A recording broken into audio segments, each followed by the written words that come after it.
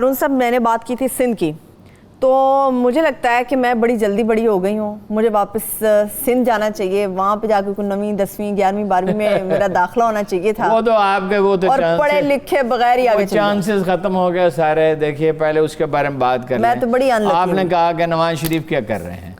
نواز شریف سوچ رہے ہیں، شش پنج میں ہیں، خلجان میں ہیں، ان کی سمجھ میں نہیں آ رہا کہ کیا کریں۔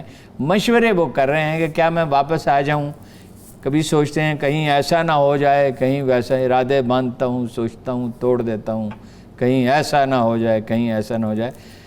بہرحال ان کے ایما پر ان کی صاحبزادی شاہد خاقان عباسی کو انکریج کر رہی ہیں، اور وہ سمجھ رہے ہیں کہ شہباز شریف صاحب جو ہیں وہ نقصان پہنچا رہے پارٹی کو، لیکن دونوں بھائی ایک دوسرے کو چھوڑ بھی نہیں سکتے ہیں۔ وہ الگ کریں کہ تم نقصان ہوگا، اور یہ شہباز شریف صاحب کی گرفتاری کے بارے میں سوچا جا رہا ہے، فیصلہ نہیں ہوا لیکن سوچا جا رہا ہے، اور میرا خیال ہے کہ ان کی گرفتاری کا مقصد انہیں پروموٹ کرنا ہوگا تاکہ ان کا جو ایک تاثر ہے وہ چلے مجھے یہ بتائیں، رہ گئے جہانگیر ترین۔ میں اس پہ بھی آتی ہوں، اب ذرا ایک اور سوال بھی سن لیا۔ آپ نے خود ہی نواز شریف صاحب پہ بات کر لی تو میں بھی اب سوال کر لیتی ہوں آپ سے۔ نواز شریف صاحب نے کیا سوچ کے اپنی ذاتی معالج کو واپس بھیج دیا؟ ٹھیک ہے، کیوں واپس وہ تو ڈپریشن کے مریض تھے۔ اوہو، بادشاہ جو ہے نا وہ جیل میں نہیں رہ سکتا، چائے کی پیالی شاہانہ مزاج پایا ہے۔ چھت پہ چائے کی پیالی ان کا میں مزاج آپ کو بتاؤں کیا، وہ ایک ہمارے امن سے دوست فوت ہو گئے، وہ نون لیگ میں تھے تو وہ گئے اپنا ان کے پاس، تو کراچی میں ان کے ساتھ ہے، تو نواز شریف صاحب نے کہا لسی پینی ہے۔ اچھا، تو وہ لے کراچی میں لسی بہت اچھی ملتی، بائی دی وے لاہور سے بہتر ملتی۔ میں ڈس ایگری ہوں نہیں، وہ آپ تو لاہور والے تو لاہور والوں کو تو دوسری کوئی جگہ کراچی میں کچھ عرصہ گزرا پسند آتی نہیں ہے۔ تو وہ لے گئے، تو وہ حلوائی کی دکان پہ وہ جو کنڈے تھے انہوں نے ایک ایک بغور جائزے لے، یہ ٹھیک ہے، یہ کنڈے کا دہی نکال کے لسی بنائی جائے، یہ اس طرح کا کھانا صبح، اس طرح کا کھانا۔ حمزہ کا بھی یہی مسئلہ ہے وہاں پہ، دو تین ٹفن کیریئر اور ایک بڑی ٹوکری، اور اس میں کھانے کی بڑی کمزوری ہے۔ پھر جیل میں رہنا آپ تصور کر سکتے ہیں، اور وہ سادہ سا کھانا وہاں۔ تو اصل میں وہ جب ڈپریشن ہوتا ہے نا، مرض میں ذہنی دباؤ پڑتا ہے تو مرض بڑھ جاتا ہے۔ وہاں گئے وہ ٹھیک ہو گئے، کیا چائے کی پیالیاں نوش، باقی کچھ مبالغہ بھی کیا ہوگا۔ خیر، ایک آدمی اب گھر میں پڑا رہتا ہے تو گھر میں پڑے رہنا ہے، تو یہاں گھر میں آ کے پڑے رہے، گھر میں یہاں کون پڑا رہنے، یہاں سے تو جیل جائیں گے۔ چلے جہانگیر ترین صاحب بتائیں وہ کیا سوچ رہے ہیں، کیا کرنے والے ہیں؟ دیکھیے جہانگیر ترین صاحب یہ کہتے ہیں کہ مجھے اب کوئی دلچسپی سیاست میں نہیں، میں نے اپنی زندگی کا ایک عشرہ ضائع کر دیا، اور وسائل کا ویسے پیسوں کا نام نہیں لیا انہوں نے کہ میں نے روپیہ بھی اتنا ضائع کیا، اور وہ کہتے ہیں کہ میری سمجھ میں ہی نہیں آیا کہ یہ ہوا کیا ہے، کیوں مجھ سے ناراض ہے۔ ترین صاحب کہتے ہیں میری سمجھ سے باہر ہے کہ اتنی شدید ناراضگی کی کیا بات تھی، لیکن میں نے کہا، انہوں نے کچھ نہیں، وہ اس پہ کوئی بات نہیں کرنا چاہتے، کوئی ایک لفظ بھی نہیں کہنا چاہتے، وہ چاہتے ہیں نہیں ٹالنگ کیا بات ہے، کسی سے بھی کوئی بات نہیں کر رہے، مجھے ٹالنگ کیا بات ہے، کسی سے بھی کوئی بات نہیں کر رہے۔ بلکہ ایک صاحب نے مجھے بتایا کہ انہوں نے ایک آدھ آدمی کا جو نام لیا تھا کسی انٹرویو میں، تو بعد میں انہوں نے کہا وہ دانا آدمی ہیں کہ وہ بھی میں ذکر نہ کرتا بہتر تھا، تو مناسب تھا۔ لیکن جب وقت آئے گا، راجہ ریاض صاحب کیا سگنل لے رہے ہیں؟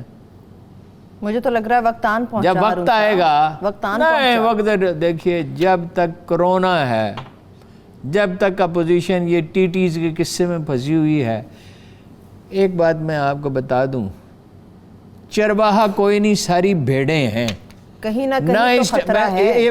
میرے فکرے پہ ذرا غور فرمائیں، کوئی چرواہا نہیں ہے، سب بھیڑیں ہیں، کسی کو راستہ معلوم نہیں ہے، نہ اسٹیبلشمنٹ کو، نہ عمران خان صاحب کو، نہ نواز شریف صاحب کو، نہ زرداری صاحب کو، نہ بلاول کو، نہ شہباز کو، باتیں ہی باتیں ہیں۔ کسی کو پاکستان ایک ایسی جگہ پہ آ گیا ہے کہ جب تک یا تو سارے لوگ اکٹھے ہو کے لائے عمل طے کریں، جس کی صلاحیت مجھے ان کے اندر نظر نہیں آتی، ورنہ کسی دن کوئی واقعہ ہوگا، قدرت کے اپنے منصوبے ہیں جنہیں بعض اوقات ہم بالکل نہیں سمجھ سکتے۔ جب یہ میں بات کہتا ہوں کہ ہر چیز کوئی پکارو کہ ایک عمر ہونے آئی ہے، فلک کو قافلہ صبح شام ٹھہرا، سٹیل میٹ ہو گیا، چیزیں رک گئی ہیں ایک جگہ پہ، اور رک سکتی نہیں ہیں، ثبات ایک تغیر کو ہے زمانے میں، وقت ایک جگہ ٹھہرتا نہیں ہے، تو کسی کی سمجھ میں کچھ نہیں آ رہا۔ جہانگیر ترین تو خیر ان کا اتنا بڑا وسیع و عریض کاروبار ہے، اور ابھی ٹڈی دل کا اپنے کھیتوں میں وہ لگے ہوئے ہیں مقابلہ کرنے کے لیے، اور اپنی شوگر ملز ہیں اور دوسرے کاروبار ہیں انہیں سنبھالنے میں لگے ہوئے ہیں۔ جن لوگوں کا کام یہ ہے انہیں کہاں سے کوئی سجائی دے رہا ہے؟ کہیں تو خطرہ ہے ہارون صاحب، جو پی ٹی آئی بھی خود کو مضبوط کر رہی ہے، آپ ہی نے اس خبر کو نہیں مضبوط تو اس لیے کر رہے ہیں نا کہ انہیں اندیشہ ہے جہانگیر ترین سے۔ ویسے میں بالکل دیکھیے باڈی لینگویج سے بھی اندازہ ہوتا ہے، میرا نہیں خیال جہانگیر ترین اس وقت، جہانگیر ترین کوئی نادان آدمی ہے اس وقت کوئی موو کریں گے، بالکل نہیں کریں گے۔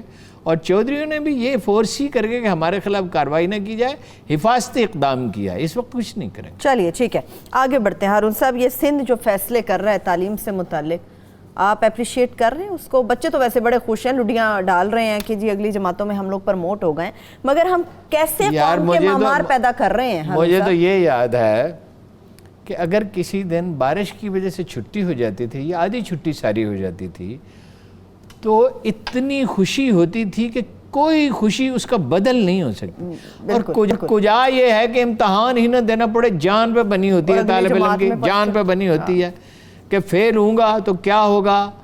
اور اندیشہ تو اچھے بھلے جس نے تیاری کی ہوتی ہے وہ بھی اندیشے تو پالتا ہے نا بچہ، وسوسہ تو بچوں میں وسوسہ بہت ہوتا ہے بچوں میں اپنی تعلیم کو۔ وہ ایک دن میں پروفیسر احمد رفیق اختر صاحب کے پاس بیٹھا تھا، جن کے بارے میں کہا جاتا ہے کہ کوئی ان جیسا صاحب کش بزرگ اس وقت دنیا میں شاید نہیں ہوگا، اور لاکھوں لوگ جن کی خدمت میں حاضر ہوتے ہیں، عام آدمی بھی، پڑھے لکھے بھی، کسان بھی، تاجر بھی، اور بڑے بڑے افسران کرام بھی، اور جج بھی، اور انٹلیکچوئل بھی۔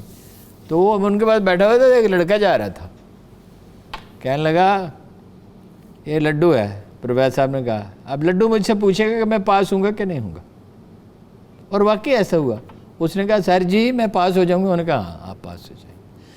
طالب علم کی جان پہ بنی ہوتی ہے۔ اب سندھ خدا کے بندو، امتحان لینا کیا پرابلم ہے؟ انہیں تو پرابلم لگ رہا ہے بھائی، کیا پرابلم؟ مثلا اس کو کیا امتحان میں تو بچے بیٹھتے ہی فاصلے پر ہیں۔ امتحان میں کوئی کلاس روم تھوڑی ہوتا ہے کہ ایک بینچ پہ 3 بچے بیٹھ گئے، یا 3 کرسیاں قطار میں تو 3 بچے، وہ تو ایک ڈیسک اور دوسرے کے درمیان فاصلہ ہوتا ہے 3-4 فٹ کا۔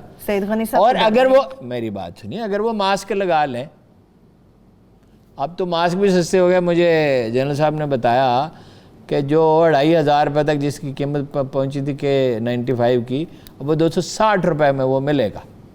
زبردست، ٹھیک ہے۔